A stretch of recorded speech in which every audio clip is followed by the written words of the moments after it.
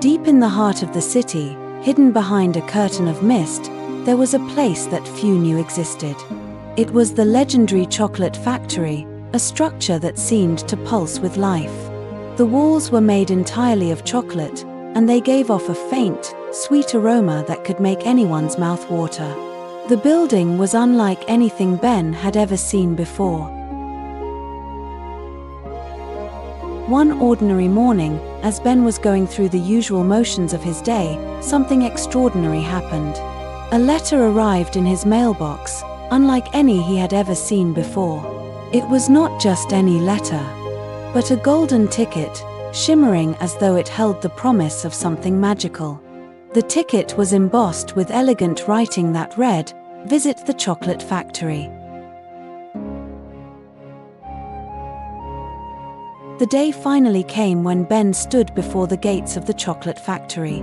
The gates were enormous, made entirely of dark chocolate, and they towered over him like ancient guardians of a secret realm. As he walked through them, the scent of cocoa and vanilla enveloped him, pulling him deeper into the world of chocolate.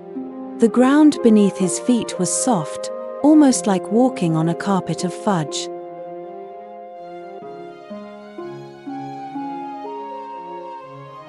At the very heart of the factory, in a grand room filled with the most wondrous sights, Ben finally met the man behind it all. Mr. Caramel, the master chocolatier, stood before him, a man who seemed as much a part of the factory as the chocolate itself. His eyes twinkled with a knowing gleam, and his smile was warm and inviting.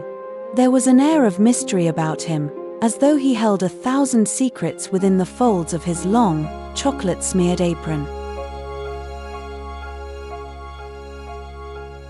Mr. Caramel led Ben down a long, winding path that eventually opened up to a sight so breathtaking that Ben had to blink several times to make sure it was real. Before him flowed a river of pure, rich chocolate.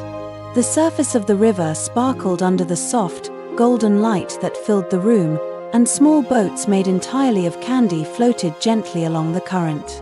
The chocolate river seemed endless, its smooth, velvety surface inviting and warm.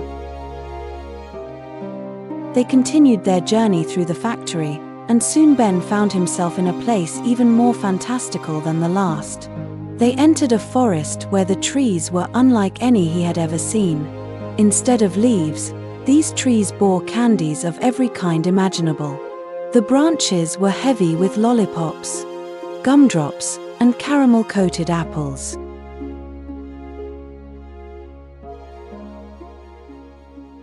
As they moved deeper into the factory, Mr. Caramel led Ben to a room unlike any other. This room was filled with chocolates of all shapes and sizes, each one more enticing than the last. The chocolates did not melt or spoil, they remained perfect, as though frozen in time.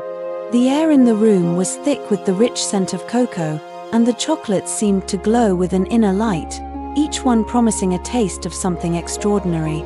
Ben marveled at the endless variety of flavors and shapes, each one a work of art in itself, crafted with the utmost care and precision. As they continued to explore the factory, Ben's eyes widened in wonder at the sights before him. He saw creatures that he could hardly believe were real. They were made entirely of chocolate, yet they moved and spoke just like living beings. These chocolate creatures went about their lives within the factory walls, each one unique in shape and size.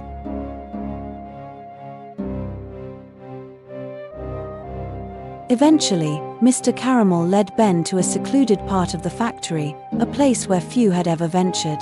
The walls here were lined with ancient-looking shelves, and in the center of the room stood a pedestal. On this pedestal rested a scroll, glowing softly with a golden light.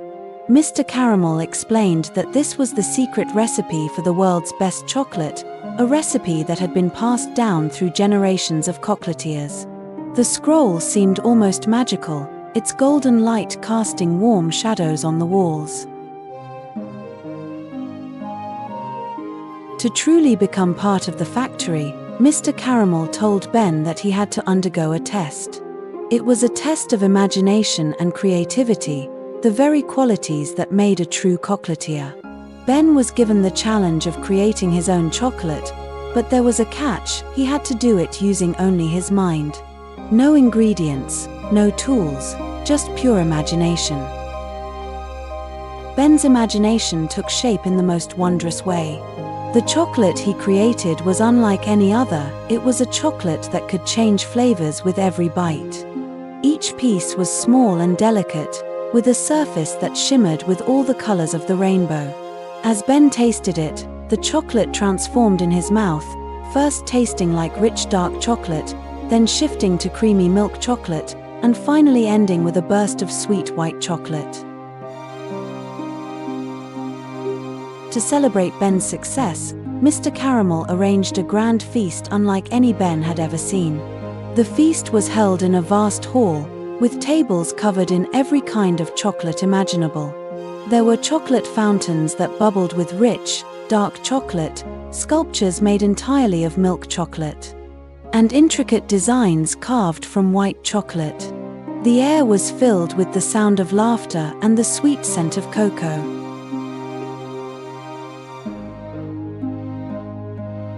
Mr. Caramel was so impressed by Ben's creation that he made an offer that Ben could hardly believe.